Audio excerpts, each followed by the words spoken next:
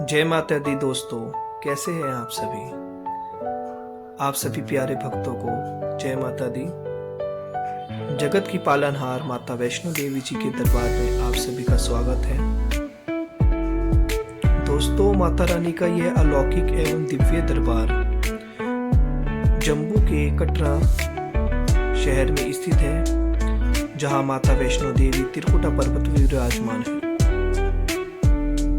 माता रानी का बुलावा आते ही करोड़ों भक्त इस चमत्कारी दरबार के दर्शन कर अपनी सभी मनोकामना को पूर्ण कर लेते हैं। दोस्तों, आज की खास वीडियो आपको वैष्णो देवी के दर्शन और अपनी यात्रा की संपूर्ण जानकारी बताऊंगा, जो आपके लिए बहुत ही मददगार होगी। अगर आप भी माता वैष्णो देवी आने की प्लानिंग कर रहे हैं तो आप एकदम सही वीडियो देख रहे हैं। वीडियो को बिना स्किप किए हुए लास्ट तक बने रहिए। चलिए माता रानी का नाम लेकर शुरू करते हैं आज की इस खास पावन यात्रा। दोस्तों, कमेंट में जय माता दी जरूर लिखना अगर आपको ये यहाँ का सुबह सुबह का नज़ारा बहुत मनमोहक लग रहा है। यहाँ की सुंदर सुंदर नदियाँ, पहाड़ आकर्षण का केंद्र बनी हुई है और उगता हुआ सूरज को मानो जैसे पहाड़ों के ऊपर कोई मणि निकल रही हो। जय हो सूर्य भगवान। कुछ ही देर में हमारी ट्रेन कटरा पहुंचने वाली है और हम कटरा स्टेशन पर पहुंचकर सभी इकट्ठा होकर बाहर की ओर आ जाते हैं। यहाँ से बाहर आकर हम अपनी कैब बुक करते हैं और होटल की तरफ निकलते हैं।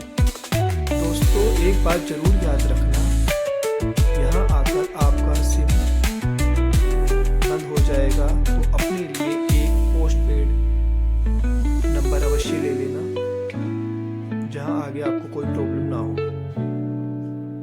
और फिर हम आ जाते हैं होटल। यहाँ थोड़ा रेस्ट करके फ्रेश होकर, जहां से माँ की पावन यात्रा शुरू होती है।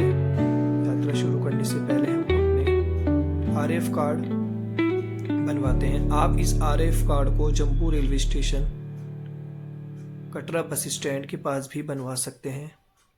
आपके पास आधार कार्ड होना जरूरी है।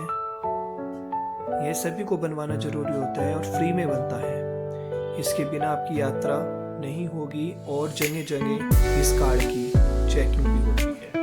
चलिए अब हम बात करते हैं माता की यात्रा और चढ़ाई की बारे में, जो कि दर्शनी द्वार से शुरू होती है, जो आपको सामने दिखाई दे रहा होगा। यहीं से निकलकर माता वैष्णो देवी की यात्रा आरंभ होती है। माता रानी के जयकारे लगाते हुए, नाचते हुए, गाते हुए यात्रा का आनंद उठाते हैं। माता रानी की जयकारे लगाते हुए, नाचते हुए, गाते हुए यात्रा का आनंद उठाते हैं। जय माता दी। कुछ ही दूरी पर हम आगे बढ़ते हुए बाणगंगा मिलती है, जहाँ स्नान करना अनिवार्य होता है। इसका शीतल जल तन और मन को नई ऊर्जा प्रदान करता है। यहाँ के स्नान करने के बाद ही हम आगे बढ़ते हैं। यात्रा के दौरान काफी मंदिर मिलेंगे, जहाँ आपको भोलेनाथ, बजरंगबली, माता दुर्गा आदि, साथ ही साथ मुख्य मंदिर चरण पादुका का आता है, जहाँ माता रानी के पद्मचिन्ह मिलेंगे और भगवान भोलेनाथ के सुंदर दर्शन होंगे, जिनके दर्शन से यात्रा का पहला पड़ाव पूरा होता है।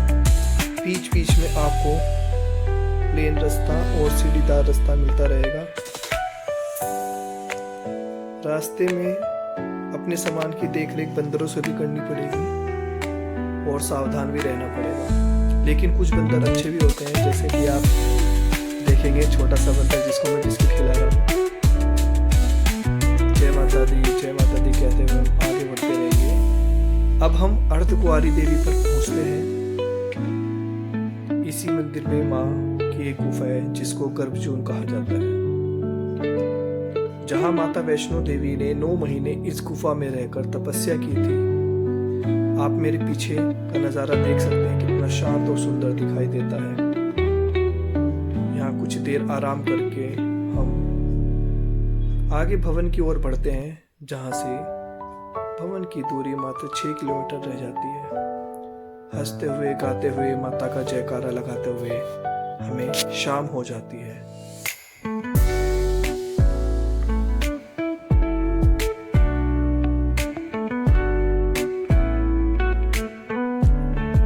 शाम का नज़ारा देखकर आपको एक अलग ही ऊर्जा मिलेगी और आपकी सारी थकान दूर हो जाएगी।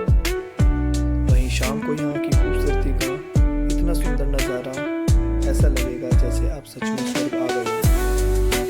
कुछ ही दूरी पर हाथी मत्था, जो कि एक कठिन चढ़ाई का हिस्सा है, माता वैष्णो देवी भवन की तक की दूरी लगभग 2 किलोमीटर है और ये रास्ता सांझी छत से होकर जाता है, जो कि एक बड़ा विस्तार है। इससे आगे भवन तक की चढ़ाई आसान हो जाती है।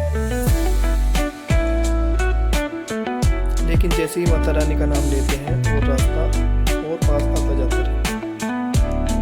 यहाँ आकर जब आपको भवन के दर्शन होते हैं तो मानो आपके सारे पाप दूर हो गए और अलग ही आनंद लेते हैं। नहा धोकर माता के दर्शन करते हैं, जो कि आपको यह सुविधा निःशुल्क मिल जाएगी। सामान के लिए लॉकर की सुविधा भी है। माता रानी के दर्शन करने के बाद आप शिव मंदिर के भी दर्शन अवश्य करें। उसके बाद दरबार से आने के बाद 2 किलोमीटर की चढ़ाई भैरव बाबा की होती है, जिसके दर्शन करना अनिवार्य होता है। मान्यता यह है कि भैरव बाबा के दर्शन के बिना आपकी यात्रा पूर्ण नहीं मानी जाती। भैरव बाबा के दर्शन करने के बाद हम रेस्ट करते हैं, जयकारा लगाते हुए यात्रा को पूर्ण करते हुए नीचे दोबारा दर्शनी द्वार पर आ जाते हैं। अगर आपको ये वीडियो अच्छी लग रही है तो आप इसमें कमेंट में जय माता दी जरूर लिखें। हमारी तरह आपको भी अगर माता की यात्रा में हिरन दिखाई देता है तो वह बहुत शुभ माना जाता है। उसके बाद यात्रा को हम कंटिन्यू करते हैं। भैरव देव के मंदिर से माँ का दरबार बहुत सुंदर दिखता है। भवन की सुंदरता के आगे स्वर्ग की सुंदरता भी फेल हो जाती है। यहाँ से सुंदर पहाड़ की वादियाँ, मानो यहीं बसने का मन करता है। माता रानी के दर्शन करने के बाद कन्याओं को भोजन जरूर कराना चाहिए। इस यात्रा को करने के बाद हम अलग ही ऊर्जा का एहसास होगा और माता रानी फिर से हमें बुलाते रहना। वीडियो अच्छी लगी तो कमेंट में जय माता दी जरूर लिखें। शाम की ट्रेन से हम फिर रुड़की की ओर रवाना हो जाते हैं और घर पर आकर कन्या पूजन करते हैं। बोलो जय माता दी। वीडियो अच्छी लगी तो दोस्तों शेयर करना। राधे राधे, जय माता दी।